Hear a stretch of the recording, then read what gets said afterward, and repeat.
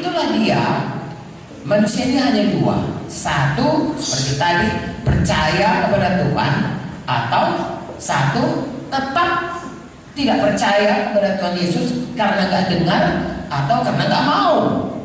Sudah dengar tapi nggak mau terima, tidak percaya. Namun sepanjang dia belum menerima Yesus sebagai Tuhan dan Juru Selamat, firman Tuhan berkata dia masih tetap dalam hukuman dosa. Tapi begitu dia terima Tuhan Yesus, maka dia dibenarkan oleh Allah karena Tuhan Yesus sudah menanggung semua dosanya.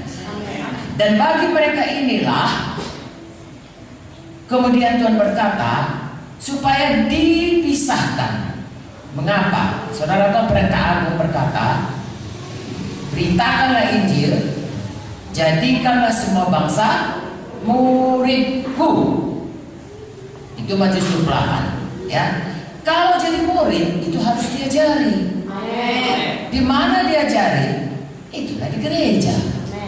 Makanya semua orang yang sudah terima Yesus, misalnya KKR di mana saja, besok kita KKR, atau ada lagi KKR yang lain, atau di mana-mana seluruh muka bumi ini ada KKR, atau kita menginjil, lalu orang mau terima Yesus, dia udah selamat, betul. Tapi kalau dia hanya tinggal dalam keadaan itu seperti bayi baru lahir, tetap bayi, itu belum sampai masuk Tuhan. Tuhan mau kalau dia sudah selamat, sudah percaya Yesus, sudah diampuni dosanya, dia harus bertumbuh. Amen. Dia harus dipisahkan dari dunia ini supaya hidupnya berubah. Amen. Dari manusia lama yang hamba dosa menjadi manusia baru yang hamba kebenaran. Itu sebabnya hari ini dalam nama Yesus saya mohon kita semua setialah kita beribadah. Amen. Maksudnya bukan rutinitas datang hari Minggu, kemudian datang hadir di sini, lalu berikan korban, lalu menyanyi, mendengar firman, lalu bukan. Maksudnya kita itu dipisahkan dari dunia ini karena ada rencana Tuhan dalam hidup kita. Amen. Nanti saya akan terangkan sedikit demi sedikit, saudaraku. Seterusnya nanti diteruskan oleh Bapak Kepala Sidang dan Ibu di sini dan pemimpin-pemimpin.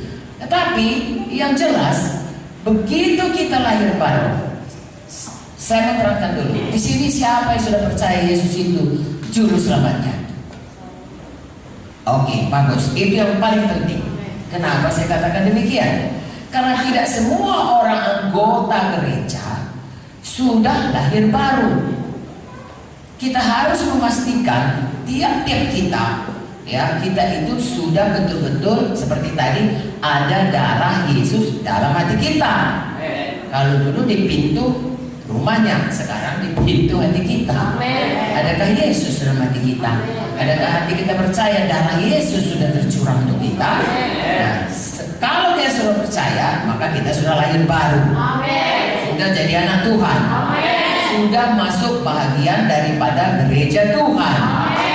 Kalau kita ada di sini, kita betul-betul gereja Tuhan.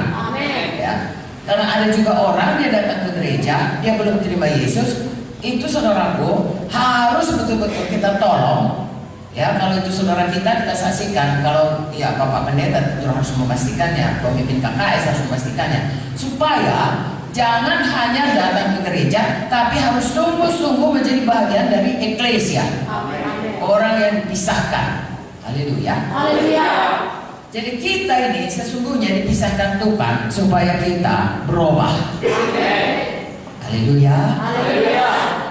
Ya, saya bisa menerangkannya berubah ini, saudaraku. Kalau dalam buku Roma 6 berkata, dulu hamba dosa, sekarang hamba Yesus. Dulu hamba setan, ada ayatnya itu semua, sekarang menjadi hamba kebenaran. Ya, hamba dosa jadi hamba kebenaran, hamba setan jadi hamba Yesus. Berubah hidup kita itu. Ya, sangat berubah. Ya, seorang hamba Tuhan mengumpamakannya seperti ini.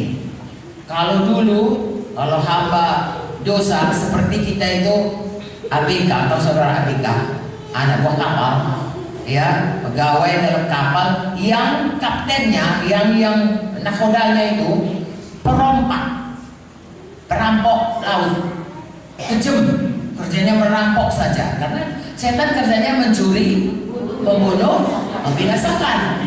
Jadi kalau kita masih dalam dosa, itulah pemimpin kita, itulah nakoda kita, itulah jenderal kita. Kejam saudaraku, dia kejam kepada kita. Ya, tidak ada satupun setan yang sayang kepada manusia. Apa dia bilang, ujung-ujungnya rencananya mencuri, membunuh, membinasakan. Mencuri damai kita, mencuri harta kita dengan membuat kita rugi atau ditipu orang, ya, mencuri kesehatan kita yang membuat kita sakit, bahkan membunuh jiwa kita, membunuh tubuh kita. Itulah pekerjaannya. Jadi kejam sekali.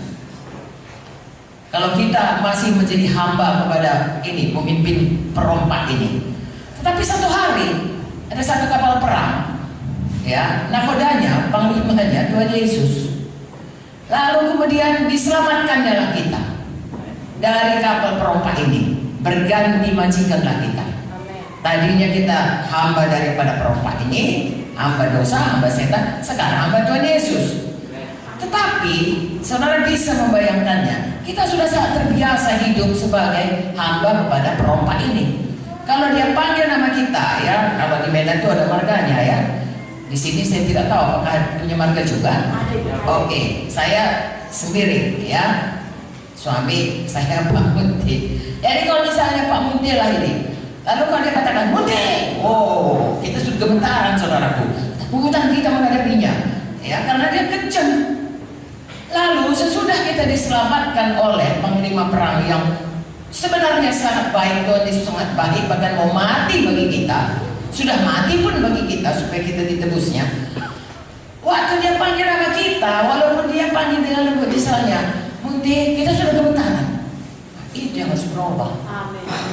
Haleluya. Hidup yang tadinya ketakutan menjadi hidup yang sukacita. Hidup yang tertindas menjadi hidup yang bersorak-sorak. Kira-kira itulah yang harus jadi dalam hidup kita. Semua kutuk dosa, semua tindasan setan, semua ikatan-ikatannya itu harus bebas sungguh-sungguh dari kita, dan kita hidup baru di mana kita hidup bersorak-sorai, bersukacita, bersyukur, berkemenangan.